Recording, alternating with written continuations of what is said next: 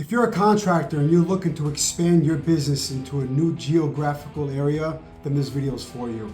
Hi, I'm Jerry Aliberti, owner of Pro-Accel. So in this particular video, I want to stay at a top level. This becomes a very complicated conversation, a complicated topic. So I want to stay at a high level and try to pick up and try to also focus just on operations. So, as far as, the laws and all the legal stuff and things like that, I'm not going to mention in this video. It's just going to be strictly on your finances and your operations. And what are the key areas that need to be in place before you even make a decision to expand geographically. So let's get started. The first one is your finances need to be in place.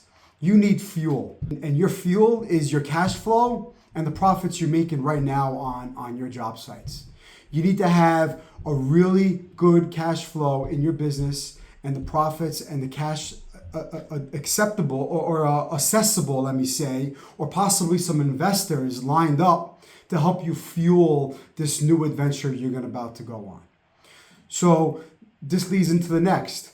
Your current operations need to be in place as well. You need to have a good operational system in place. If you're struggling now to make profits on your job and you're struggling now to make cash flow and you're struggling now with employee retention, you're struggling now with automation within your organization, you're struggling now with establishing roles and responsibilities and within your organization, everybody's scrambling, you will fail when you move geographically. You need to have all these key areas, processes, automation, and you need to have repeatable project success, which is a story, which is a result that you must have to have the confidence to move to the next area. Whether that's one state over, two states over, or three states over, or across country. I really don't know. But you need to have what you have now in place, right? So this kind of rolls into the next one. You need leadership already nurtured that's going to help you bring your company to this next level. Going several states over and expecting to call up a recruiter or hire local talent to start running your office is a terrible idea. You need to understand that if you're going to expand geographically, this is a decision you need to make not on the 11th hour, but you need to make this years in advance. You need to talk to whoever you feel are going to be the leaders to bring you to that next location, and you need to nurture them as soon as possible. I would say several years in advance, at a minimum 12 months in advance. And that's when you should start considering bringing on a leadership coach or whatever it may be to kind of really up the skills and within such a short period of time. Of course, it all starts with a conversation. This individual or individuals need to be able to move their family over to this next location. So it starts with that conversation. If they're interested, then from there you really need to understand how that role looks in the next location, because they're going to be promoted for sure. And are they going to be fit? Are they going to have the skills that are going to be required to help that next location get to where it needs to be in the next 12 months, 24 months, and so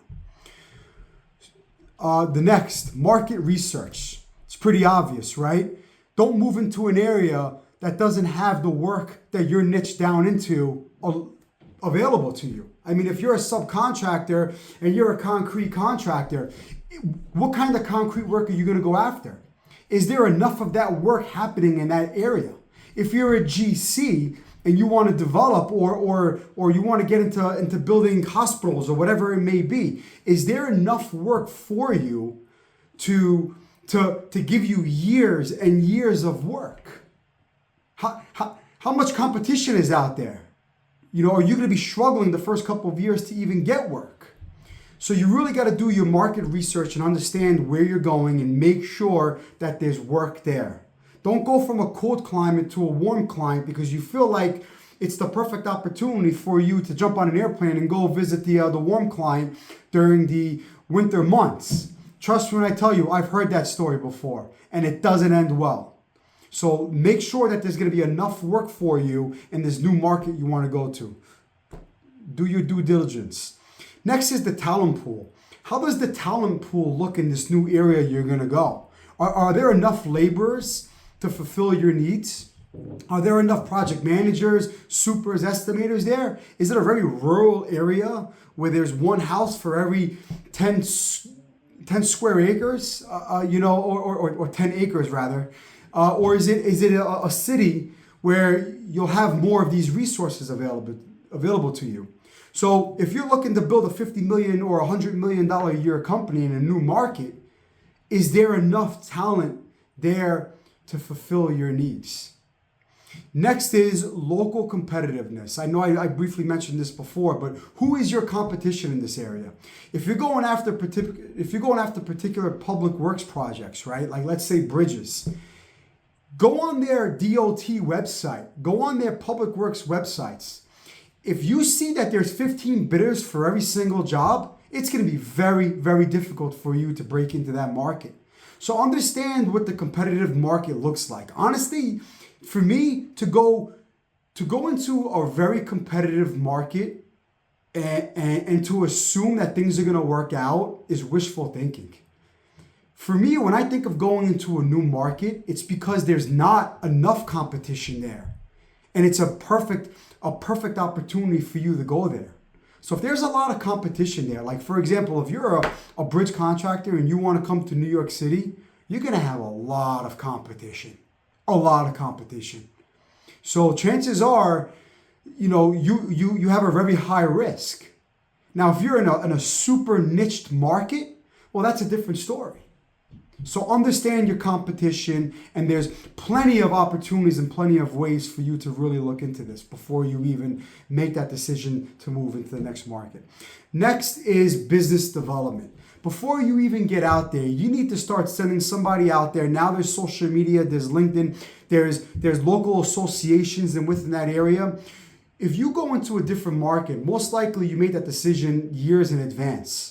Start business developing years in advance. Start going out there. Start joining the local association. Start sending somebody out there, you the owner or your senior people or your leaders who you've nurtured, like how I mentioned in the beginning of this video, who are going to be going out there. Start sending them out there and start meeting people. It's really important you do this well in advance, not the day that you decide to send the moving trucks out there. Obviously, there's not moving trucks, but you know what I'm trying to say. So business develop, create relationships and nurture those relationships well in advance. So again, guys, I tried to scratch the surface on this, but these are, in my opinion, the essentials to help you even make the decision, okay, yes, we're going to go into a new market, or no, we're not going to. There's another whole list of other stuff that includes insurances and laws and how to set up your organization out there, but that's for another video. I'm not an expert in law, but I'm an expert in operations, so I want to stick to operations. All right, guys, again, I'm Jerry Aliberti, owner of Pro-Accel.